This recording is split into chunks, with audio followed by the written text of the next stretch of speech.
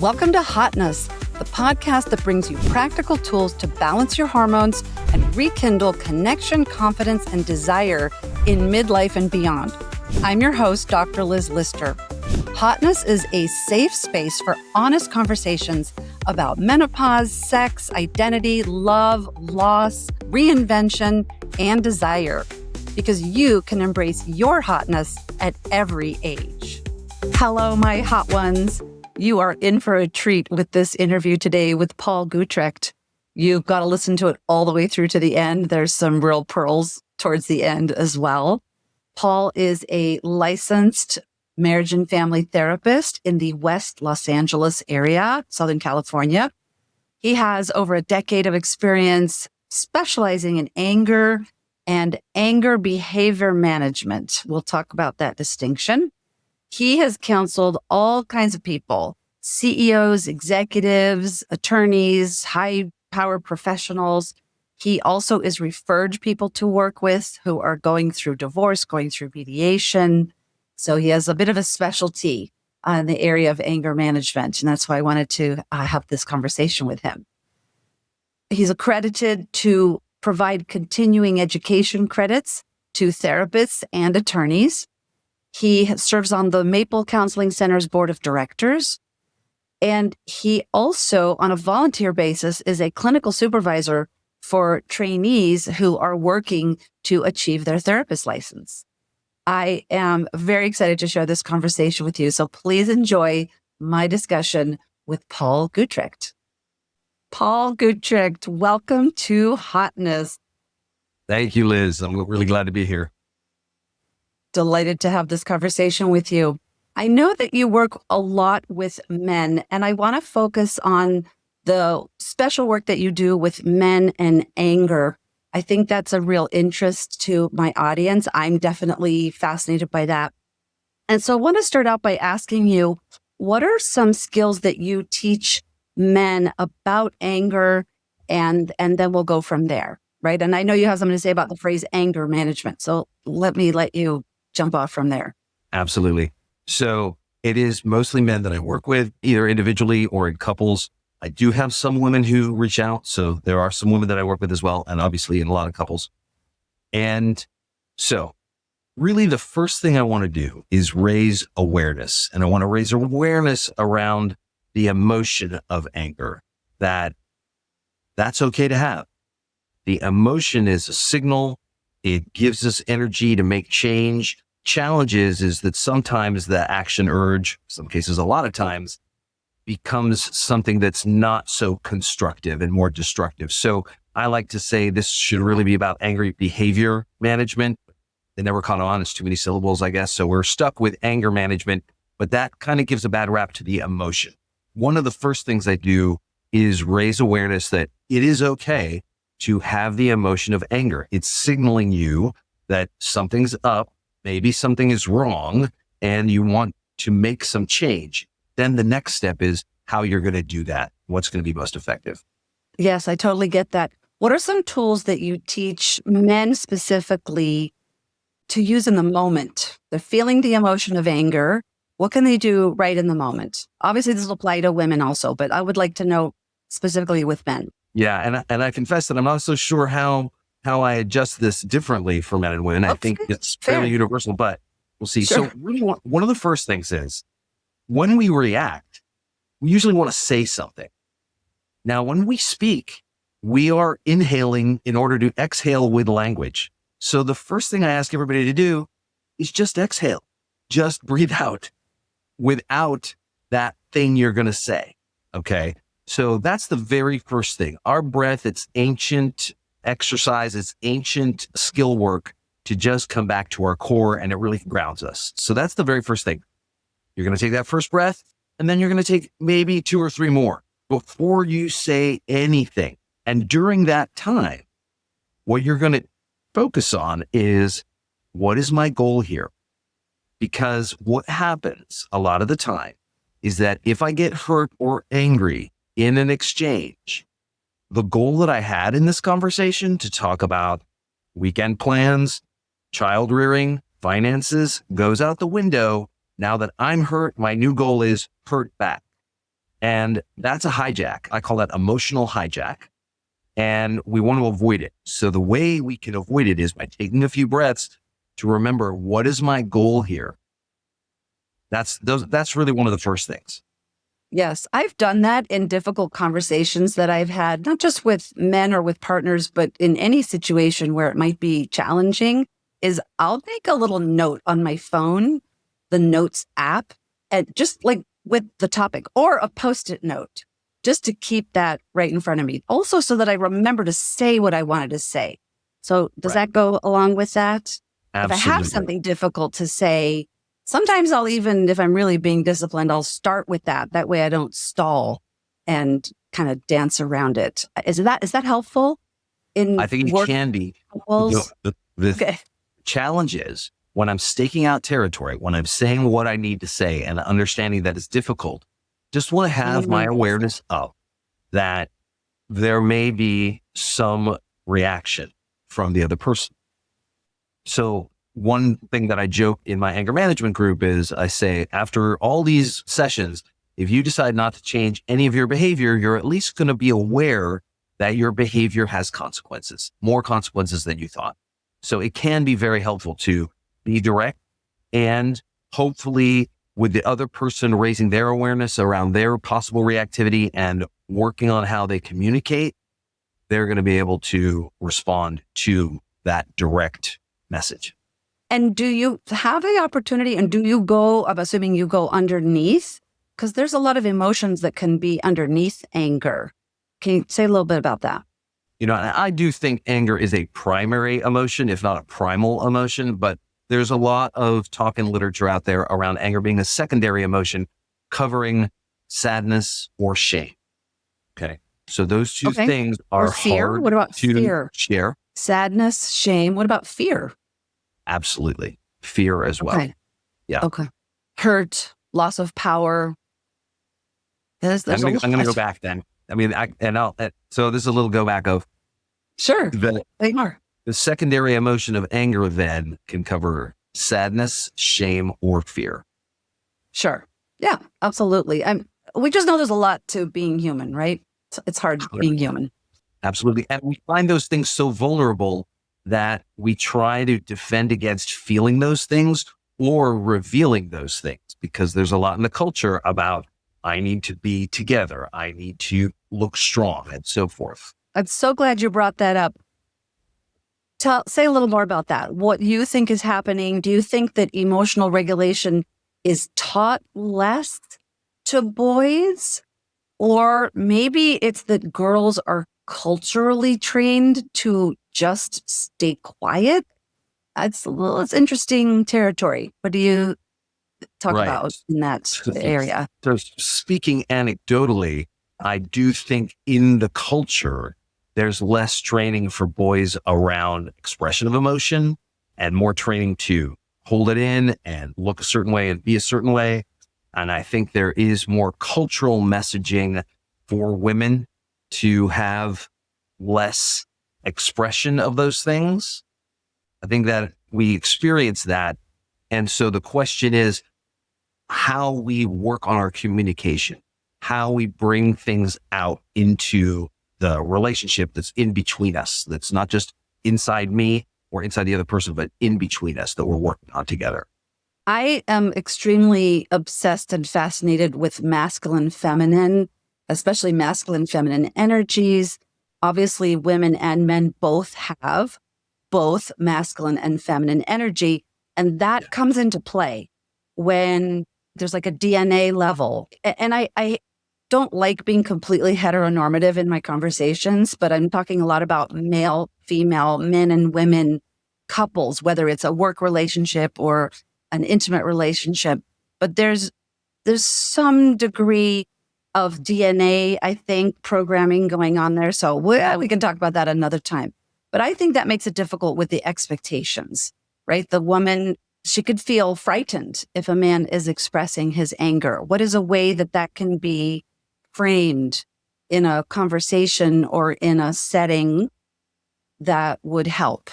Okay. And by the way, I want to mention, I've worked with same-sex couples. So these dynamics that we're putting these terms masculine and feminine on, they present themselves in same-sex couples as well. So I think this is all applicable. Okay. So, but if one person is experiencing fear, okay, now we're going to come down to communication. First of all, I think it's important for everybody to feel safe in the communication. So it can be hard to let the other person know that you're feeling scared right now. Okay, I'm feeling scared right now is a perfectly valid thing to say. And in my training in dialectical behavior therapy, all of our emotions are valid. It's just that our perceptions vary. And so the perceptions can be debatable, but the emotion that we're having is the emotion we're having in real time. So what can be challenging is if someone says, I'm feeling scared right now, that the other person may dismiss it, minimize it, or express contempt for that emotion. So it's a challenge. So what I want to talk about real quick is a tool that comes from an amazing book that I learned about over a decade ago. It's called Messages. Okay, all you have to do is remember Messages. We'll put it in the show notes. Great. Yeah, Messages by McKay et al. There's a couple other authors. So we usually get lost in our opinions and perspectives. And so we don't talk about how we're feeling and we don't talk about what we need. And these are two important elements of a whole expression. A whole expression having four. What are the facts? What are my positions, values, expectations, memories, anything cognitive? How I'm feeling emotionally or physiologically, like I'm scared, and what I need. So, or I'm sweaty, or my heart is racing, or like a description of the body. All of that. Okay. And so what I would say, if someone's feeling scared in an exchange, is to say, as non-judgmentally as possible, as factually as possible, when you raise your voice, it scares me.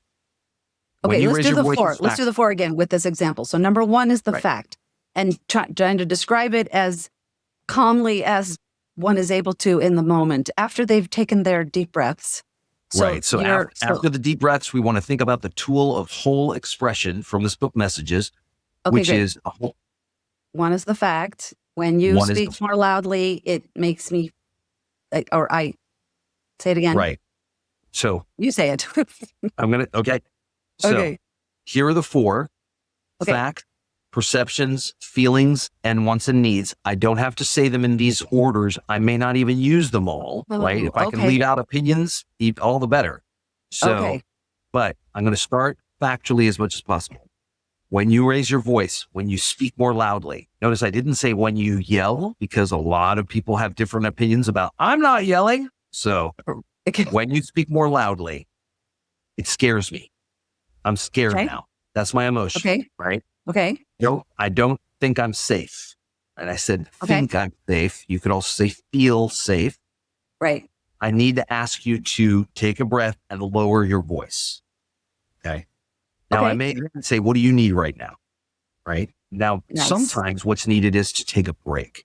We need to take a break. And all the clinicians out there that talk about taking breaks tell you it's vital to say how long you need for that break so that the other person doesn't feel abandoned or dismissed. Okay? Yes. So those are important things. Yeah, that's wonderful. I do that with my adult son. When things are just escalating in me, I just say, I need you to walk away. If he's come to where I'm sitting, like if I'm at my desk and I need to stay at my desk, so I'm not the one that can walk away, but I need separation. And he does. We've got that figured out. And then we come back, and then I make sure that we come back like, okay, thank you for walking away earlier. I am in a mental place where we can finish the conversation. Yeah. Now, I want to jump in right here to mention something from John and Julie Gottman's research on couples where they're the most famous couples therapy researchers that I think exist, right? Absolutely. And so they would have couples for 4 hours at a time, strapped in with heart rate monitors and pulse monitors, blood pressure monitors. What they would notice is that because they would ask people to talk about a conflict and then take a break and then bring themselves back out of the break when they're ready. And they noticed, because they were observing all the data in real time, most people came back to the conversation before their body was back down at baseline. So they were still vulnerable thing. right, to heating up again. So it's really important Yeah. to take that break and to self-soothe and take care of yourself during that break. Let's talk more about skills. You brought up that tool, which is an awesome tool. How about some other healthy conflict skills? How can people recognize that moment where they, I'm going to say, lose emotional regulation? That's fair to say. And like a practical tool to call the pause. To call the pause in the Yeah, to discussion, ask call for the the break. break. Right. Tools Again, for any other tools that you use with the people you work with. Sure. Honestly, I keep coming back to this whole expression tool. And what I emphasize now is it is a tool. We don't need a whole expression all the time. And we go to the mechanic, they don't need to know how we're feeling. But in this moment, what we're doing by adding in how I'm feeling and what I need is we're adding more context to the conversation and to the circumstances, right? And I can, if appropriate, in terms of my perspective, I can speak to the vision of the relationship. But now we're in a heated moment. So what we need to do is take a breath, acknowledge what's going on right now. All right, I'm heating up. I'm feeling overwhelmed. I don't feel safe right now. Okay. And then I need to take a break.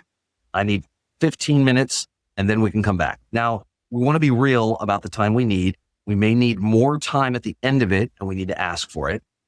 So part of working on the communication between two people is at a time when there is no conflict, trying to set up some ground rules along the lines of like two ethical boxers. If somebody asks for a break, it's like the bell ringing, you drop your gloves and you go to your corners.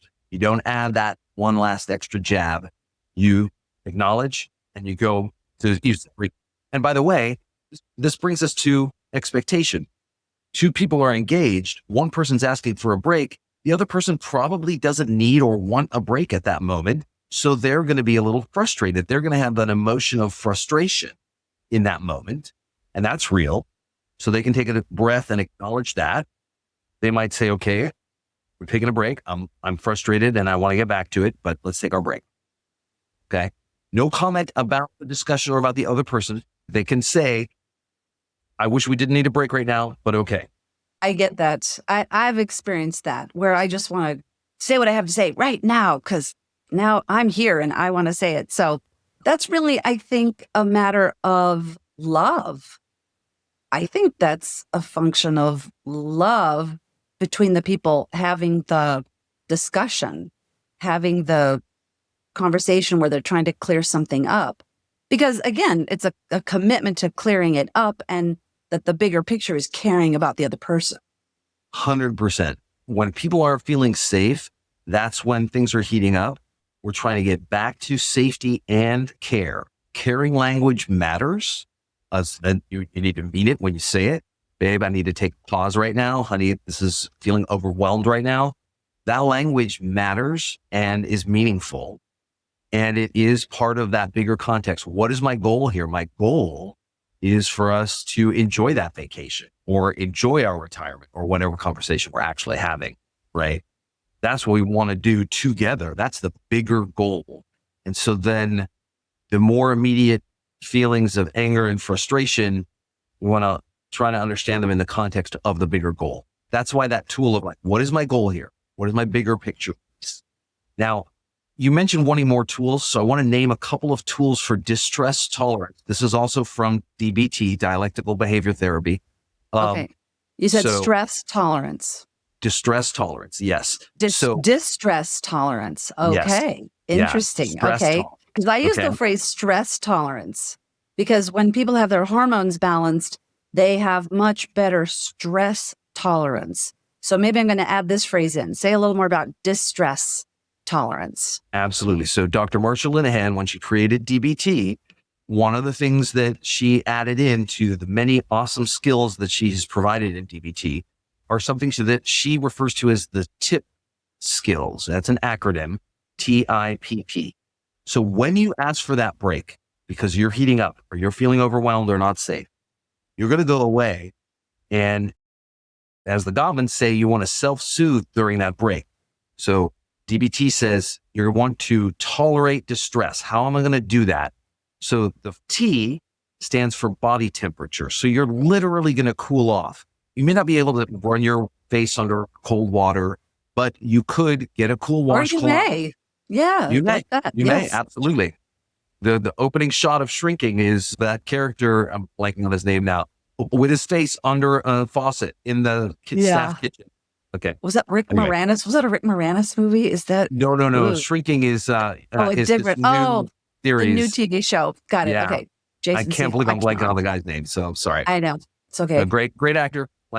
Right. So you want to lower your body temperature. You want to cool off with a washcloth on your face or on the back of your neck. All right. Or a lot of people that say, hey, I spend a lot of time on my makeup. I do not want to, wash my face for my day. No problem.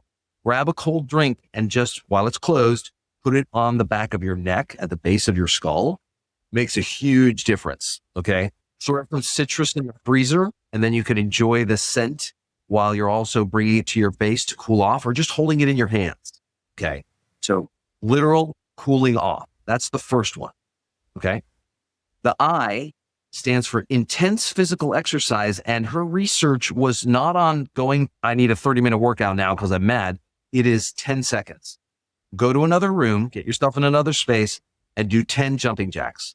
Jog in place for 10 seconds. You're going to discharge actual energy because our emotions generate action urges. Anger generates some pretty big action urges. So there's energy created.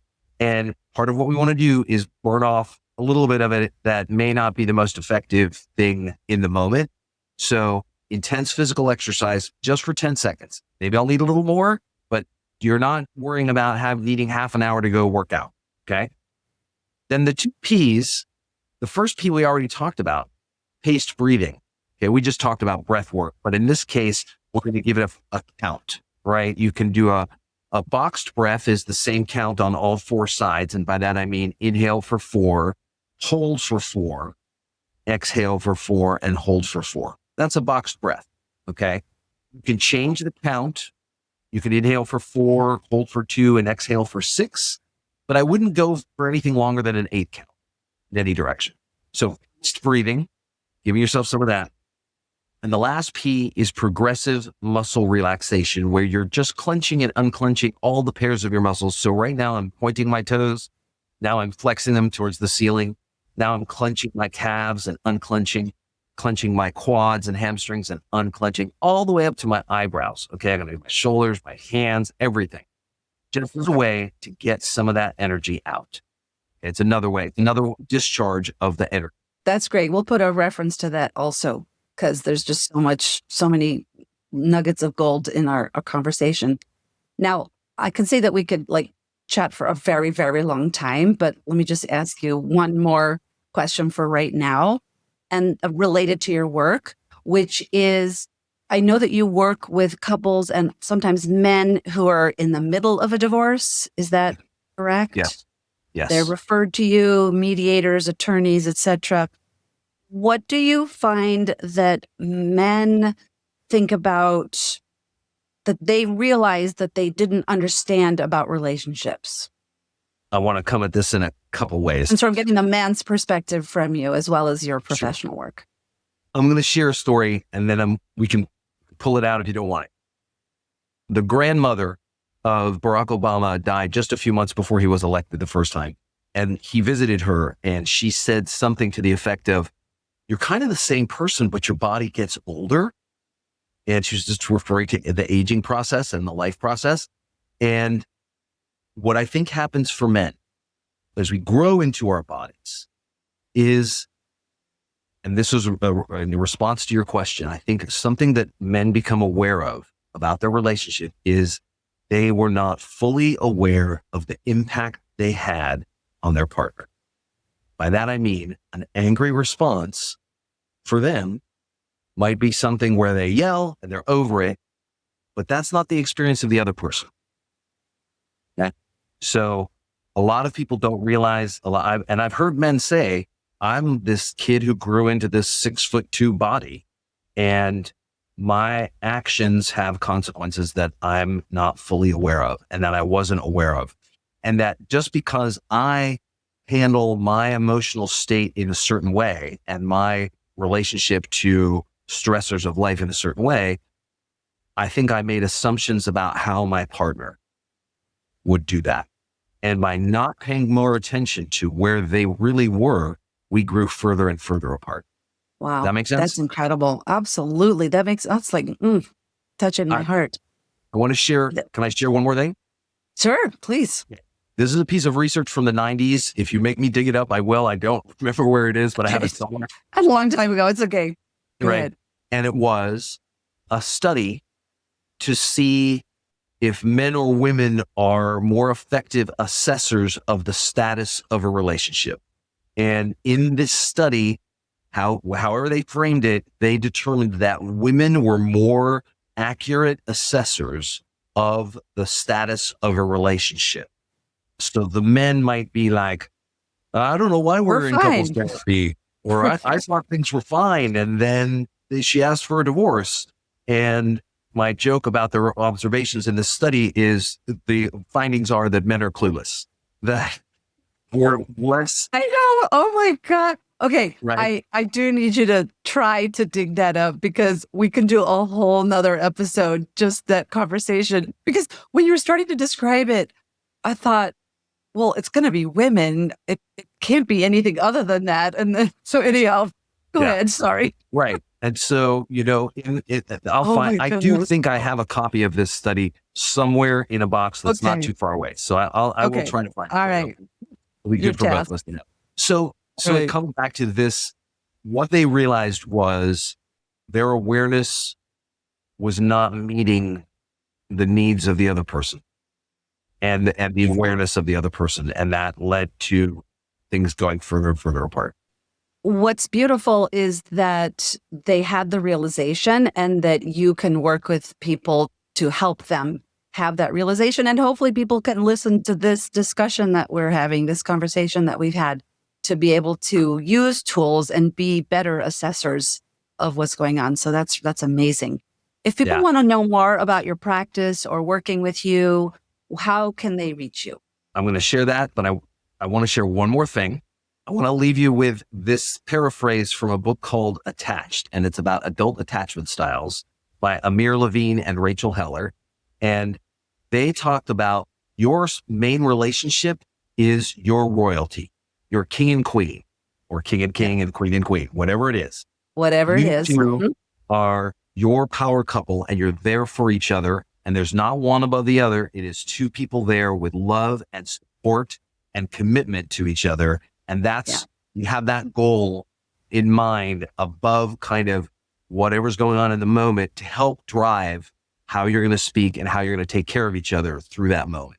So wanted to share that. I love that. That's beautiful. That's a whole nother conversation as well. I picture that as a horizontal, like an infinity sign, where the dynamic and energy is going back and forth instead of a hierarchy. So that's how I picture that. So that's really remarkable. Yeah. Okay. If people want to know more, how do they reach you? What's the best way? Absolutely. Best way to reach me is my work cell phone, 310-745-7712. Please call me and leave a voicemail or text me there. And then my website, if you want to learn more about me. We'll put this all into the show notes. On the website. Right. Mm-hmm. Website is just Paul G Counseling with one L. Okay. COUNSELING.com. PaulGCounseling.com. And that's where to find me. But reach out to me by phone. Okay, fantastic. And the last question I have for you, I ask all of my guests, what is something that you personally do to connect with and experience your own hotness? That's a great question. Hotness, like a good thing? Hotness? Like aliveness, vitality, desire, like that. Across all walks of life. It's not necessarily sexual, it's in life in general. These days, and because there's some psychology books that I keep rereading and going back to. And so I'm just trying to think about before, it's just like in a land time forgot. I just try to go back before I got all the messages about how I'm supposed to be in the world. to just take in what's around me and take it in. And when I don't feel grateful, I like to intellectually say, I have gratitude for, and that gets me there. So it is about gratitude, but sometimes I am not grateful or I don't feel grateful, but I can just say, well, I have gratitude for. So it is about taking the beat about what I have gratitude for and thinking about how I'd like that to be in the world, but realizing that's an outcome, whatever my vision is. Now I got to think about what I'm going to do for that. So it's about. And what is something that you do to embody that? I got the part where you think about it. Then how do you take that? Is a great question. It's almost like I have to explore. One step that you take that gets you into your body. It is, again, it's just I take a breath and I just try to make sure that I'm not looking at myself. I'm not being self-conscious. I'm trying to direct whatever that self-conscious energy is outward. So I'm looking out into the world and taking in the world. All right. Very good. And I'm going to ask you one more little piece because I really want to get to a little more, like, not an answer from you from here. So I totally get that. It's beautiful. You breathe, you pause, you look out into the world. And then how does that make you feel? What comes from that on a fairly regular basis, you feel energized. Nice. Right? Beautiful. It livens me up. Feel more alive with that. Thank you so much. Thank you for this conversation. I look forward to further conversations. I know we'll see each other soon, but also maybe another one of these episodes because I always welcome questions and comments, and based on people's feedback, what else we can talk about and share. I know you have a lot of resources, so thank you very much. Absolutely. This is great. And this has made me think of a whole bunch of other stuff that I'd love to share. So anytime. Fantastic. We'll plan on that. Thanks for listening to Hotness. Help more women find these practical tools by liking, sharing, and following the show, as well as leaving a review. As a gift for listening, go to drlizmd.com/hotness for your free midlife guide filled with powerful support for your mind, body, and soul, because you can embrace your hotness at every age.